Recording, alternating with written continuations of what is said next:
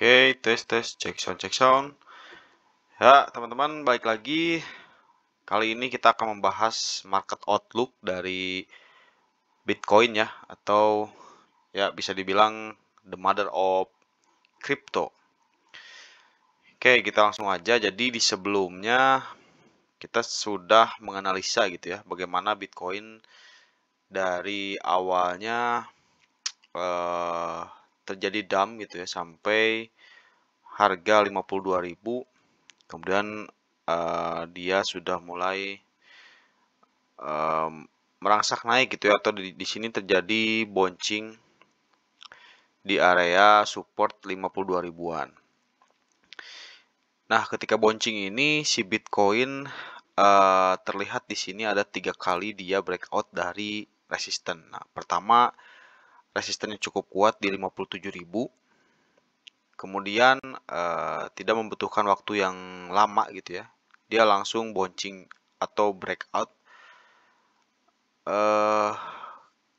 ke atau di resisten 58.000. Nah, di sini Bitcoin mulai lumayan kesulitan ya. Jadi, teman-teman di sini ada dua step. Yang pertama ini memang kenaikan cukup drastis. Ini disebabkan oleh pengumuman CPI atau pengumuman penurunan suku bunga Amerika gitu ya. Jadi, ya inilah dampaknya gitu. Jadi ini juga bukan hanya di Bitcoin tentunya. Jadi aset-aset berisiko pasti akan naik. Nah, di sini terlihat jelas satu candle ini melaju sangat cepat ya. Kemudian sampai akhirnya dia breakout di 57.000, kemudian dia naik lagi dengan cepat di 58.000. Nah, di sini dia baru kesulitan untuk langsung naik ke resisten selanjutnya yaitu di 62.000. Alhasil dia di sini sempat konsolidasi dulu dan bahkan dia pernah breakdown dulu ya di supportnya tadi di 58.000, kemudian nggak jadi ya di sini, kemudian dia langsung naik lagi breakout sampai akhirnya di breakout yang ketiga dia break di harga 62.000. Nah, di sini terjadi konsolidasi. Nah, ternyata setelah konsolidasi panjang dia berhasil breakout lagi. Nah, namun kalau kita lihat sepertinya ini terjadi fake breakout ya teman-teman. Jadi setelah breakout yang keempat di resisten 64.000, dia tidak berhasil. Alhasil dia setelah konsolidasi, dia turun ke support. Support satunya tembus, kemudian support yang lumayan kecil di sini di 62 juga tembus. Akhirnya ya tren kenaikan sudah habis ya teman-teman. Jadi ini kita tidak bisa expect lagi untuk dia konsolidasi ya. Jadi ya trennya sudah putus di 66.000 terakhir. Nah, ini juga memunculkan pertanyaan gitu ya. Jadi kemanakah arah Bitcoin selanjutnya gitu ya. Nah, teman-teman, kalau sekilas atau kita zoom out di sini, ini saya hanya menggunakan time frame lumayan kecil ya gitu ya. Di sini di 4 jam. Nah, kalau kita bisa perjauh di satu hari atau satu minggu, kita coba satu hari dulu. Nah, justru kalau kita lihat di time frame per daily atau per satu hari, Bitcoin sebetulnya belum terjadi breakout atau terjadi bullish maupun bearish ya. Jadi belum masuk ke fase kenaikan atau penurunannya. Nah, jadi kita lihat di sini, jika time frame lebih besar, dia hanya melakukan konsolidasi.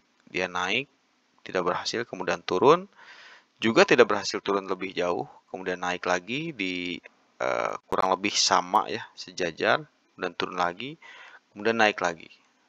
Nah, berarti proyeksi ke depannya, mungkin si harga Bitcoin ini akan turun dulu sampai maksimal, harusnya maksimal di 53.000 atau 52.000.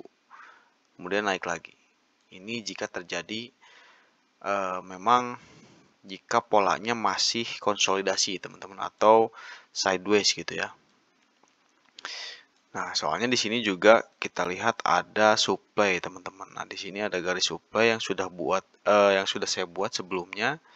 Jadi ya memang Bitcoin ini tantangannya ada di si garis supply ini ya, teman-teman, atau di area supply ini.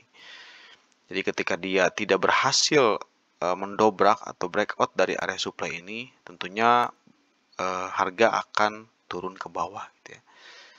Nah, jadi kalau kita melihat dari tren, ya mungkin saja untuk waktu dekat gitu Bitcoin akan mengalami penurunan dulu setidaknya sampai ya minggu depan lah teman-teman, sekitar tanggal 10 ya, 9, 10, 11 itu peaknya Bitcoin jika memang Bitcoin mengalami penurunan gitu teman-teman. Nah, ini kita lihat juga memang indikator stokastik RSI juga masih memperlihatkan gitu ya bahwa penurunan itu masih ada.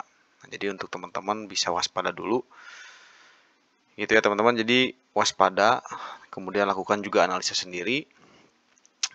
Mungkin jika saya gitu ya sebagai investor, saya mungkin akan wait and see dulu, jangan dulu beli sekarang, atau mungkin juga jangan jual sekarang.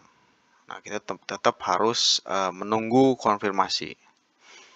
Oke. Nah, gitu aja untuk teman-teman. Mungkin Bang, saya cocoknya beli di mana? Mungkin ya kalau teman-teman memang sudah ada modalnya, hold dulu mungkin. Bisa teman-teman nanti tunggu di area support di sini, ataupun mungkin kalau teman-teman hoki di sini. Tapi teman-teman ingat, jadi ketika beli itu bukan harganya menyentuh ya teman-teman. Jadi ketika harganya sudah menyentuh, kemudian akan berangsek naik. Gitu. Jadi ketika pemantulan itu sudah terjadi atau sudah terlihat. Jangan ketika harga itu baru menyentuh. Nah, itu akan sangat riskan ya. Nah, di sini juga teman-teman bisa lihat di indikator ketika memang sudah menyentuh dan ada indikasi berbalik arah gitu ya, atau bouncing. Teman-teman lihat juga di stokastik RSI, atau teman-teman mungkin ada indikator sendiri bisa. Nah, itu sebagai validasi gitu ya. Oke, jadi itu saja analisa dan prediksi harga Bitcoin gitu ya. Nah, ini balik lagi teman-teman, selalu pastikan atau gunakan juga analisa sendiri. Oke, gitu aja. Sampai jumpa di video selanjutnya. Terima kasih dan sampai jumpa.